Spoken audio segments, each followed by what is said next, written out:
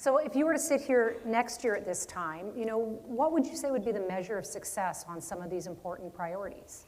I think the true measure is when we have situations where 75 to 100 people are lining up to rent a basement suite somewhere, that's a problem.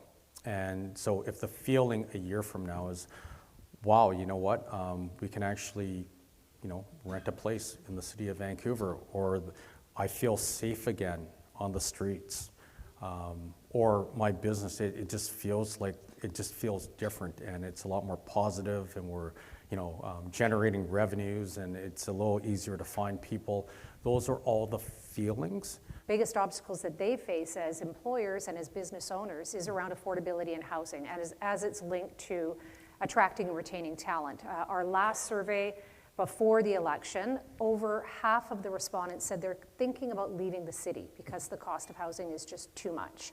In a prior survey, members, 2/3 of respondents said that they are faced with incredible challenges around attracting and retaining talent because of housing. I know it's multi-jurisdictional and the other levels of government need to be at the table, and you talked about reducing the wait times for permitting, but can you give us a bit more of an idea of what that means? What are the KPIs on that?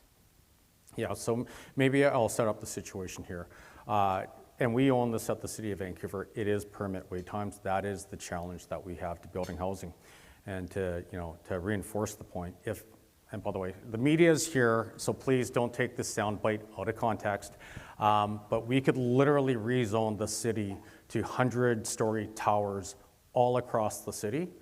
But if people have to wait, 6 to 12 years to get a permit to build it, we're not doing anything, right? So what should the business community expect? I'll give you some examples of what we've done. As we sort of, get to a structural solution that's scalable, what have we done in the short term? Well, the province, and this is on the supportive housing side of things, they called and they said, look, we'd love to, build 90 homes. As a council, all 11 of us, we all got together and, in an in-camera meeting, we approved it in 2 hours. Right? So it can be done. It can be done, absolutely. And speed was of the essence, because if we didn't approve it in short order, we would have lost that opportunity.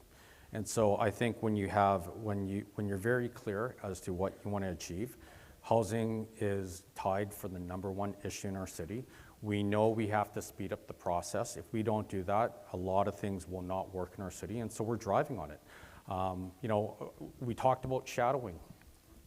There's one project that's getting held back because one corner of the top, like maybe like a few feet, for a couple of hours will cast a shadow somewhere. Is that the reason why we should be stopping a project?